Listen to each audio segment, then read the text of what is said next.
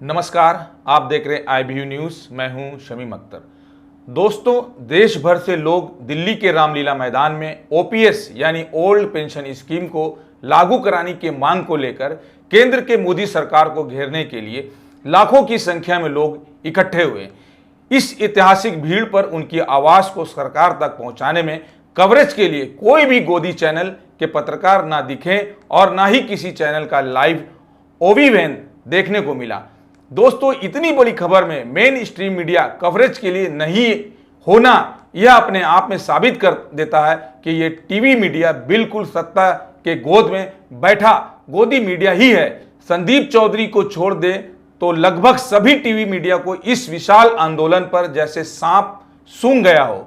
इस आंदोलन के संयोजक विजय कुमार बंधु ने कहा है कि राजस्थान, छत्तीसगढ़, झारखंड, पंजाब, हिमाचल प्रदेश राज्यों में पुरानी ओल्ड पेंशन जब बहाल है तो आर्थिक महाशक्ति के रूप में उभरने वाला भारत अपने कर्मचारियों को पेंशन क्यों नहीं दे सकता। अगर सरकार पुरानी पेंशन व्यवस्था बहाल नहीं करती है तो आने वाले चुनाव में वोट फॉर OPS अभियान चलाकर पुरानी पेंशन बहाल कराएंगे।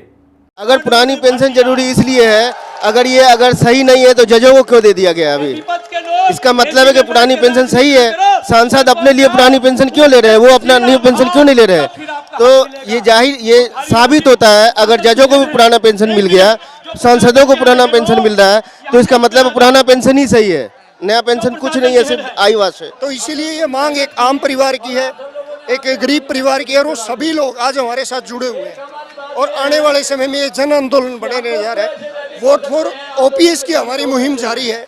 जिस राज्य में जो राज्य सरकार पुरानी पेंशन बहाल नहीं करती, उनके विधानसभा चुनाव में आपने देखा होगा, हिमाचल उसका उदाहरण है, कर्नाटक का उदाहरण है, और अभी और कई सारे उदाहरण बनेंगे जहां सरकार पुरानी पेंशन बहाल नहीं करेगी। नारा लेकर चलेंगे, जो पेंशन बहाल करेगा वो देश पे राज करेगा। तो वो कहते हैं कि हम विश्व की अर्थव्यवस्था में मतलब नंबर 1 पर हैं और विश्व गुरु बनने की तरफ बढ़ रहे हैं। उसके बाद भी अगर हमारी OPS के लिए इस प्रकार से बयान देते हैं तो ये तो बहुत ही हम लोगों के लिए तो बहुत ही दुख की बात है।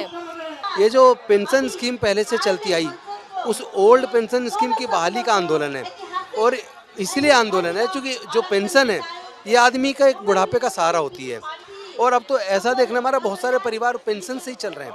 तो पेंशन ये केवल एक पैसा मात्र नहीं है, बल्कि एक स्वाभिमान का प्रतीक है। दोस्तों, इस आंदोलन को अपना समर्थन देते हुए आम आदमी पार्टी के सांसद संजय सिंह ने ओल्ड पेंशन स्कीम को लागू करने को लेकर अपने वक्तव्य में कहा कि जब खेत में बैल ठीक से चलना नहीं चाहता है तो बैल के नाक में नकेल डालकर उस बैल को चलाना पड़ता है। और आगे कहा कि इसी तरह आज मोदी सरकार के नाक में नकेल डालने का काम किया है। आपकी बहादुरी को सलाम करता हूं, नमन करता हूं। और राकेश टिकैत जी जानते हैं, खेत के अंदर अगर बैल को ठीक से चलाना होता है तो उसकी नाक में नकेल डालनी होती है। आज इतनी तादाद में इकट्ठा होके इस रामलीला के ऐतिहासिक मैदान में इकट्ठा होके मोदी सरकार की नाक में नकेल डालने का काम आपने किया है। मैं हृदय से बधाई देना चाहता हूं आपको।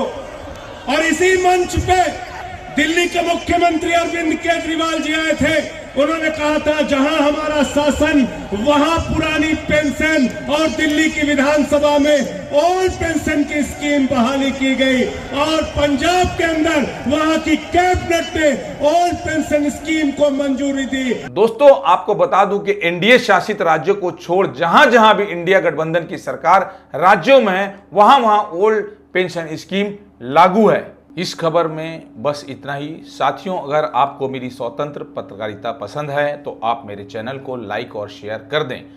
अगर आपने मेरे चैनल को अब तक सब्सक्राइब नहीं किए हैं तो सब्सक्राइब भी कर दें और बेल आइकन को भी दबा दें ताकि आगे की खबरें सीधे आप तक पहुंच जाए। जय हिंद।